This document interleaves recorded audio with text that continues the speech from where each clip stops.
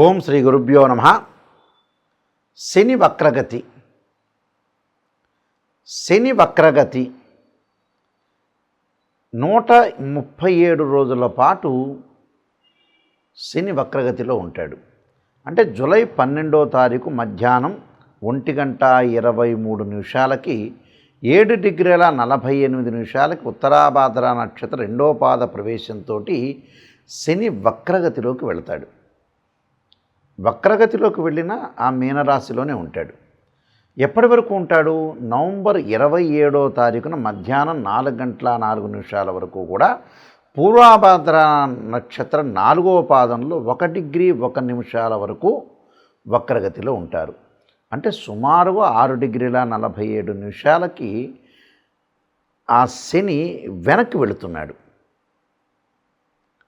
శని వక్రగతి పొందటం వల్ల కొంతమందికి ఉపశమనం కలుగుతుంది, కొన్ని రాశుల వాళ్ళకి కొంతమందికి శుభ ఫలితాలు కలుగుతాయి, కొంతమందికి చెడు ఫలితాలు కూడా, మిశ్రమైన ఫలితాలు కూడా కలుగుతాయి. శని సహజంగా గోచారీత్యా 3, 6, 11 స్థానాలు శుభ ఫలితాన్ని ఇస్తాడు. అంటే వాళ్ళ రాశి నుంచి మనం చూసుకునేటట్టయితే 3, 6, 11 స్థానాలు శుభ ఫలితాన్ని ఇస్తాడు. శని కొంతమందికి అర్ధాష్టమ, అష్టమ, ఎల్నాటి, కంటక శని యొక్క ఫలితాలు కూడా కొన్ని మంచి చెడుల యొక్క మిశ్రమాలు అనేవి కలిసి ఉంటాయి. వక్రగతి అంటే ఏంటంటే సహజంగా ఎలా ఉంటుందనంటే చాలామంది కూడా వక్రగతి అంటే ఏదో జరిగిపోతుందనే అపోహ, శని గురించి చెప్పంగానే భయభ్రాంతులు చెందుతుంటారు. వక్రగతి అంటే ఏమిటంటే మనకి పైన అంతరిక్షంలో 2 వాహనాలు వెళుతుండగా ఒక వాహనం యొక్క వేగం అనేది తగ్గుతుంది, దాని యొక్క స్పీడ్ అనేది తగ్గుతుంటుంది. అంటే 2 గ్రహాలు వేగంగా వెళుతూ ఉండగా ఒక గ్రహం యొక్క వేగం తగ్గడాన్నే వక్రగతి అంటారు. అది ఎక్కడ వెనక్కి వెళుతుందని చాలామంది అనుకుంటారు. కానీ భూమి మీద నుండి చూసే వాళ్ళకి ఏంటంటే అది వెనక్కి వెళుతున్నట్టుగా అర్థం అనుకుంటాం. కానీ పైన అంతరిక్షంలో అలా జరగదు, దాని యొక్క వేగం మాత్రమే తగ్గుతుందని అర్థం. దాన్నే వక్రగతి అని అంటారు. అంటే దిస్ ఈజ్ అ రెట్రోగ్రేడ్ అంటారు, డైరెక్ట్ కాకుండా రెట్రోగ్రేడ్ అవుతుంటుంది. కాబట్టి శని యొక్క వక్రగతి యొక్క ఫలితాలు ఏ విధంగా ఉన్నాయో ఒక్కసారి మనం తెలుసుకుందాం. వృశ్చిక రాశి వాళ్ళకి శని వక్రగతి వల్ల ఎలాంటి ఫలితాలు రాబోతున్నాయి? వృశ్చిక రాశి వాళ్ళకి కొంత తల్లి యొక్క ఆరోగ్యంలోనూ, వాహనాల మీద వెళ్ళేటప్పుడు అతి వేగం అనేది పనికిరాదు. బండి మీద కానీ 2 వీలర్ కానీ 4 వీలర్ కానీ ఏదైనా నదుల్లో కానీ సముద్రాల్లో కానీ స్నానం చేసేటప్పుడు దీర్ఘకాలిక వ్యాధులు ఉన్నవాళ్ళు హెల్త్ ఈజ్ వెల్త్ అన్నారు, హెల్త్ ఈజ్ గ్రేట్ లక్ అన్నారు. ఆరోగ్యం మహాభాగ్యం. ఆరోగ్యాన్ని మనం చూసుకొని ముందుకు వెళ్ళాలి. అంటే ఆరోగ్యాన్ని మనం చూసుకోలేదు అంటే చాలా ఇబ్బందులు కలిగే అవకాశాలు ఎక్కువ ఉంటాయి. మనం ఆరోగ్యాన్ని కూడా చాలా ఇంపార్టెంట్గా తీసుకోవాలి. ఎందుకంటే లైఫ్లో ఎప్పుడైతే ఆరోగ్యం బాగుంటుందో మనకు వివాహం అవుతుంది. ఆరోగ్యం బాగుంటే ధనాన్ని సంపాదించగలుగుతాం. ఆరోగ్యం బాగుంటే మనం వృత్తిలో న్యాయాన్ని చేకూర్చే అవకాశం ఎక్కువగా ఉంటుంది. కాబట్టి ఆరోగ్యమే మహాభాగ్యం అన్నారు పెద్దలు. కాబట్టి హెల్త్ ఈజ్ వెల్త్ అన్నారు, హెల్త్ ఈజ్ గ్రేట్ లక్ అన్నారు. అందువల్ల ఆరోగ్యాన్ని మీరు ఖచ్చితంగా కూడా కాపాడుకోవాలి. తల్లి యొక్క ఆరోగ్యము, అలానే తండ్రి యొక్క ఆరోగ్యము, అలానే చిన్నపిల్లలు ఎవరైతే ఉంటారో ఎడ్యుకేషన్ పరంగా ముందుకెళ్ళే వ్యక్తులు ఉంటారు. అంటే 7th క్లాస్ వ్యక్తులు, ఇలాంటి వ్యక్తులు అంటే 7th లోపల ఉన్న వ్యక్తులు చదువు మీద బాగా కాన్సన్ట్రేషన్ చేయాలి. వేరే వ్యాపకాలు తగ్గించుకోవాలి. చదువు మీద బాగా కాన్సన్ట్రేషన్ చేసి ముందుకెళ్తే మంచి ఫలితాలు వచ్చే అవకాశం ఉంటుంది. అంటే ప్రతిదీ కూడా మనం కొంత ఆలోచన చేసి కొంత నిర్మాణాత్మకంగా పోషించి ముందుకు వెళ్ళాలి. అయితే తగిన ఆదాయం అనేది వీళ్ళకి లభిస్తుంది, దానిలో ఇబ్బంది లేదు. ఆదాయానికంటే మించిన ఖర్చులు ఎక్కువగా వస్తాయి, దానికి కొంత పొదుపు చేసుకోవాలి. కుటుంబంలో స్త్రీలకి కొంత వైద్యం కొరకు డబ్బులు ఖర్చు చేయటం, అలానే అతి నిద్ర పోతుంటారు చాలామంది కూడా. బద్ధకస్తులు అంటారు సహజంగా. బద్ధకస్తులు అంటే ఎలా ఉంటుందంటే మావాడు మంచివాడేనండి అని అంటాడు, కానీ నిద్రపోతుంటాడు అంటాడు. మా అల్లుడు మంచివాడే కానీ ఆయన ఏం పని చేయడంట. మంచివాడైతే ఎవడికి కావాలండి? వాడు పనిచేసే వర్కర్ కావాలి. మంచి వ్యక్తిత్వం అనేది మంచిదే, దాని తప్పు లేదు. ఈయన చాలా మంచి డాక్టర్ అండి అని అంటారు. వైద్యం చెబితే ఆ డాక్టర్ ఎందుకు పనికొస్తాడు? అలాంటి విషయాలు కొన్ని నిర్ణయం తీసుకోవాలి. అంటే ఆ మంచితనం అనేది ఉండాలి, పనిలో కూడా సిన్సియారిటీ ఉండాలి.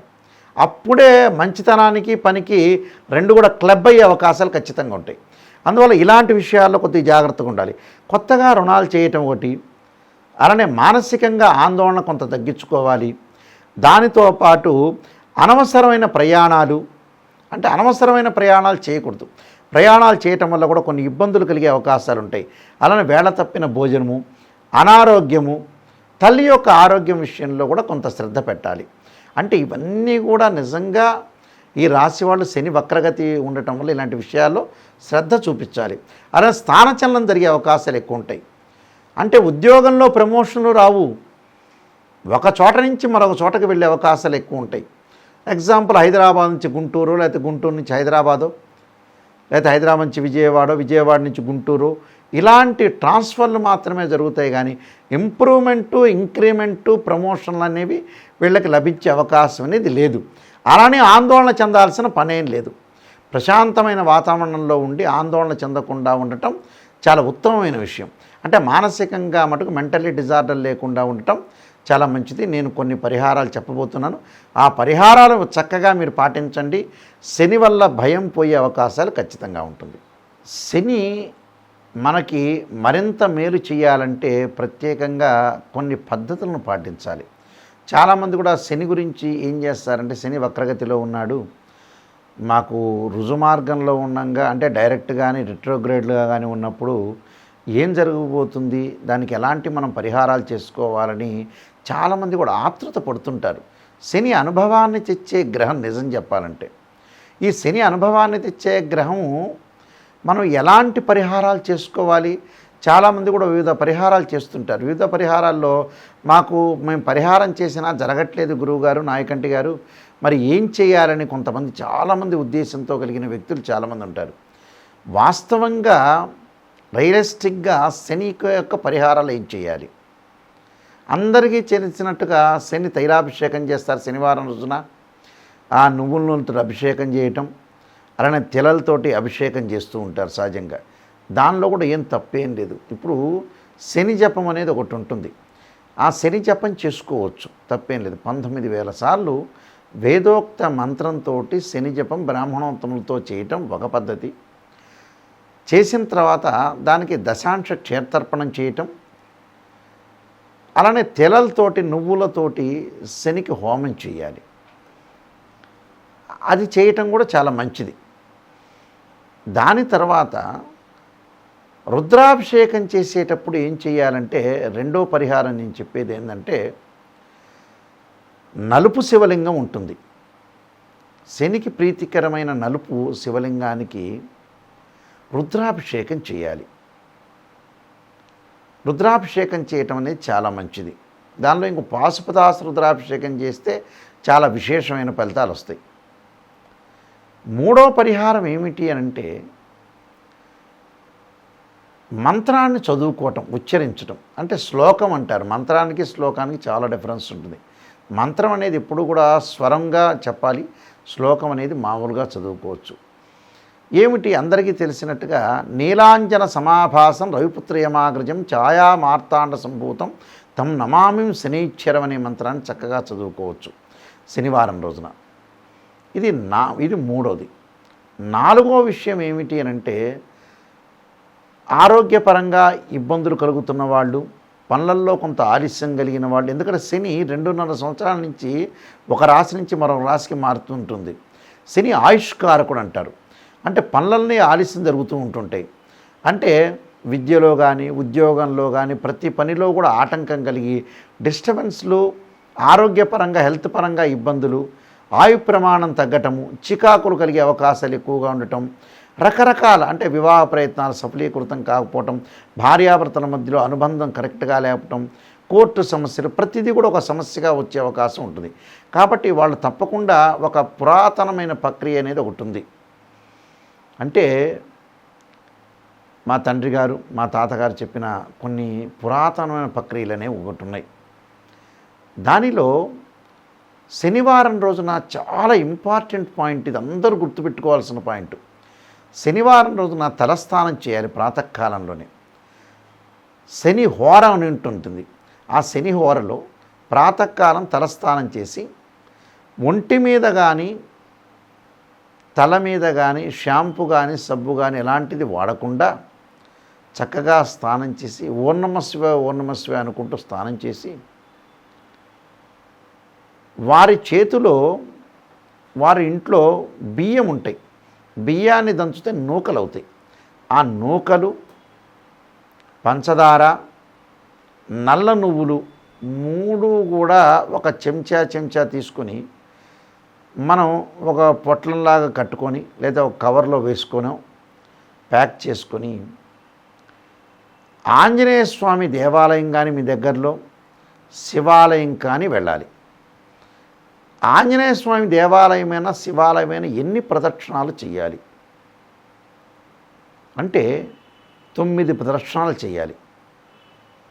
ఓం నమః శివాయ ఓం నమః శివాయ అనుకుంటూ 9 ప్రదక్షిణాలు చేసిన తర్వాత ఆ నూకలు అంటే బియ్యాన్ని దంచిన నూకలు, పంచదార, చక్కెర అంటారు, అలా నల్ల నువ్వులు ఒకచోట ఆ గుడిలో దేవాలయంలో వెయ్యాలి. ఒక మూలకి, ఆ మూలకి ఎక్కడ చీమలు నల్ల చీమలు ఉన్న చోట వేస్తే చాలా శ్రేష్టం. నల్ల చీమలు ఉన్న చోట వేయటం వల్ల ఆ నల్ల చీమలు తినటం వల్ల మనకు శని యొక్క దోషం అనేది పోతుంది. ప్రదక్షిణ చేసేటప్పుడు కూడా ఓం నమః శివాయ పంచాక్షర్ చేయాలి.